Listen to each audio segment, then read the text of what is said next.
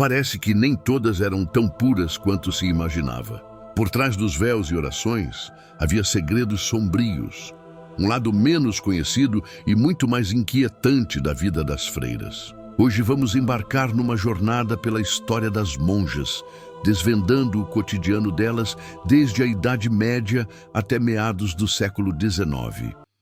Juntos, vamos descobrir fatos surpreendentes e raramente contados sobre essas mulheres que se dedicaram à vida religiosa. Será que algumas irmãs realmente tinham encontros secretos com homens que as encantavam e, na primeira oportunidade, escapavam do convento? Dizem por aí que, por trás dos muros dos mosteiros, aconteciam coisas que colocam em xeque a imagem de austeridade da vida consagrada. Por exemplo, correm boatos de que algumas freiras teriam encontrado maneiras, digamos, criativas, para lidar com anseios íntimos, usando artefatos do dia a dia de formas inesperadas. Mas o que há de verdade nisso tudo? Antes de prosseguirmos, já se inscreva no canal para não perder os próximos capítulos dessa saga.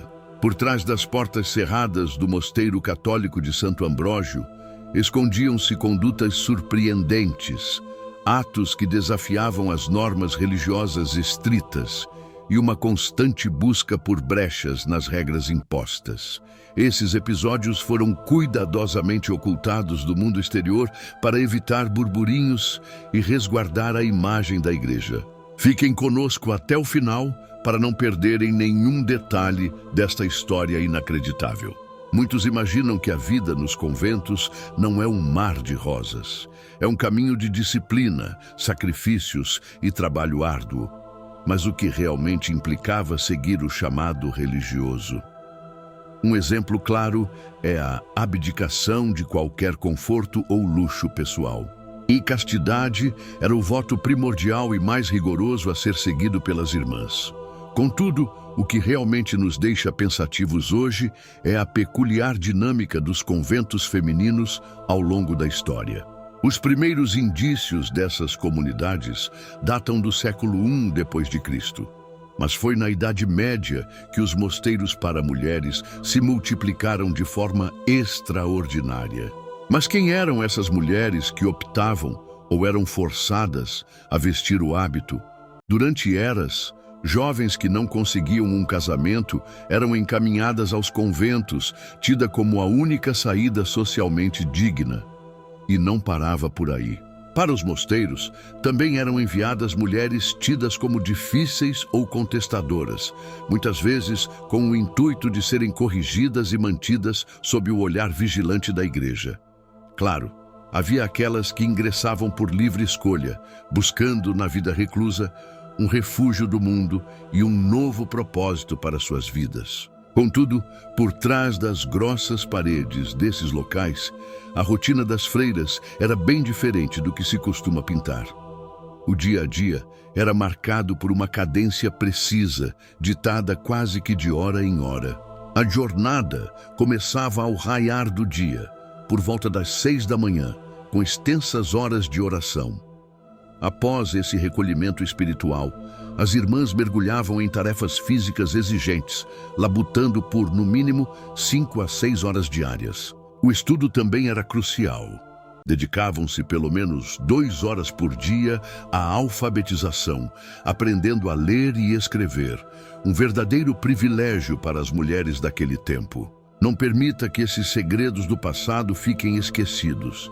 Se você quer desvendar mais narrativas ocultas, escândalos varridos para debaixo do tapete e verdades que a história oficial tentou apagar, inscreva-se no canal e ative o sininho.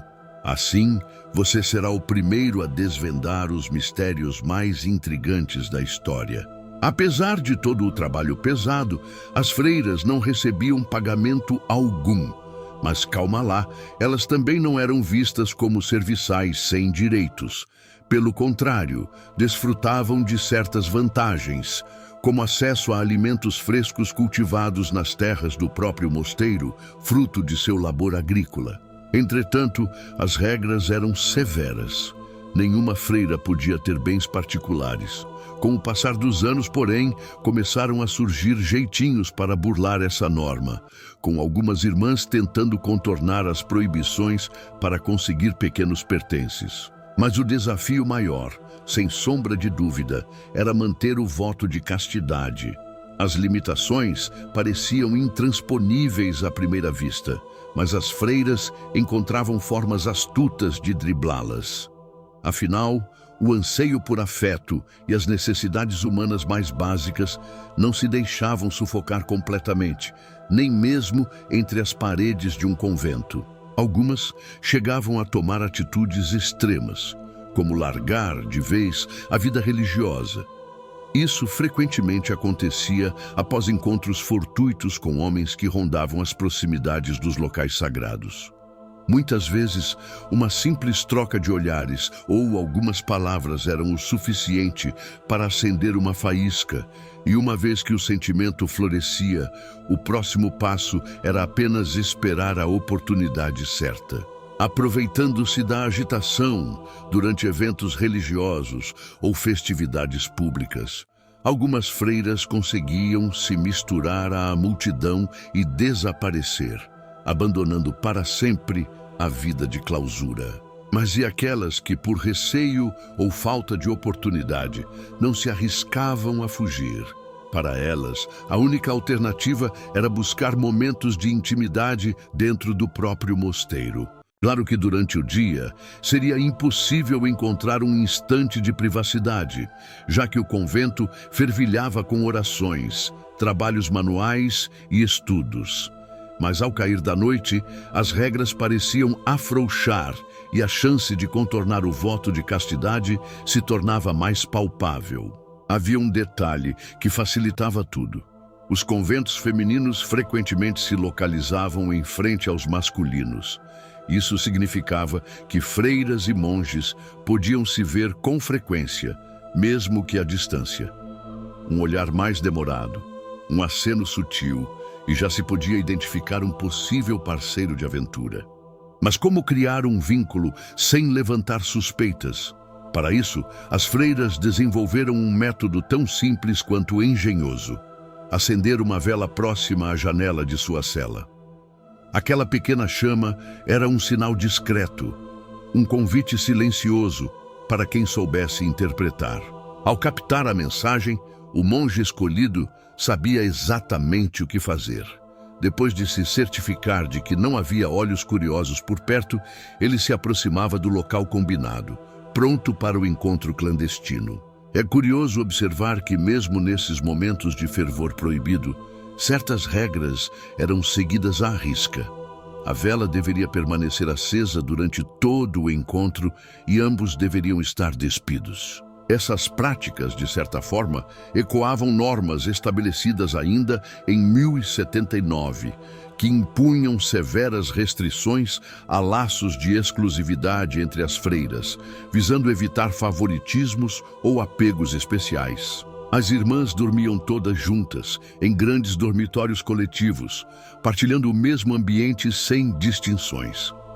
Mas este era apenas um dos muitos segredos guardados a 7 chaves dentro dos conventos. Alguns mosteiros ficaram marcados por episódios tão controversos que, apesar dos esforços da igreja para abafá-los, acabaram vindo à tona com o tempo.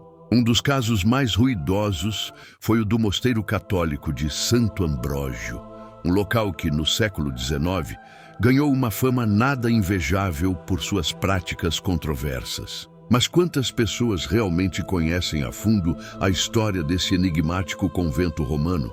O que torna essa história ainda mais espantosa é que o mosteiro de Santo Ambrógio esteve envolto numa névoa de mistério e boatos por séculos. Sua reputação obscura ficou restrita a cochichos e somente após minuciosas investigações nos arquivos secretos da igreja foi possível lançar alguma luz sobre o que de fato ocorria ali.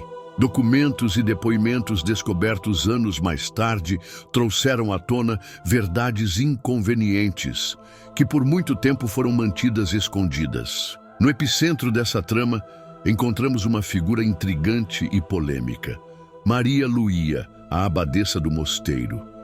Uma mulher de beleza estonteante, mas de personalidade temível, capaz de exercer uma influência avassaladora sobre suas companheiras de clausura. Suas crenças particulares e o poder que acumulou a levaram a desconsiderar por completo o voto de castidade e o compromisso com a abstinência. No mosteiro de Santo Ambrógio, Maria Luía encontrava satisfação não na oração, mas em relações com outras freiras, transformando o convento num ambiente que passava longe da austeridade e da pureza que deveria simbolizar. Quando algumas irmãs ousaram questionar sua conduta e pedir esclarecimentos, a abadesa reagiu com uma tática sagaz. Alegava que tudo o que fazia tinha um propósito divino e que seu papel era superior ao das demais. Maria Luía se declarava merecedora de devoção e veneração incondicionais, manipulando psicologicamente as freiras para que aceitassem sua autoridade sem questionar. Segundo documentos da época, ela não se restringia a relações com as companheiras de convento. Estava envolvida também com um sacerdote do mosteiro, o que fortalecia ainda mais o poder que exercia dentro da comunidade religiosa. Contudo, nem todos se mantiveram em silêncio diante desses acontecimentos. Alguns religiosos tentaram expor a verdade e denunciar publicamente os escândalos de Santo Ambrógio, mas cada tentativa de revelação acabava de forma sombria. Quem se atrevia a desafiar a abadesa enfrentava consequências severas, deixando claro que Maria Luía não permitiria que ninguém ameaçasse sua posição. As descobertas sobre o que se passava no mosteiro não se resumiram apenas a esses relacionamentos proibidos. Decisões controversas eram tomadas continuamente, como atestam diversos documentos históricos. No fim das contas, porém, a verdade não pôde mais ser escondida. O público finalmente tomou conhecimento do que acontecia portas adentro do mosteiro romano. Uma investigação oficial foi instaurada e tanto Maria Luía quanto o sacerdote implicado foram considerados culpados por um tribunal eclesiástico. As punições foram inevitáveis, mas a dimensão do escândalo foi tão grande que até mesmo as autoridades da igreja ficaram estarrecidas. Para impedir que o caso manchasse ainda mais a reputação da instituição, muitos pormenores permaneceram encobertos por décadas. O que essa narrativa evidencia é que a adaptação das freiras às condições estritas impostas pelos mosteiros nunca foi um processo fácil ou rápido.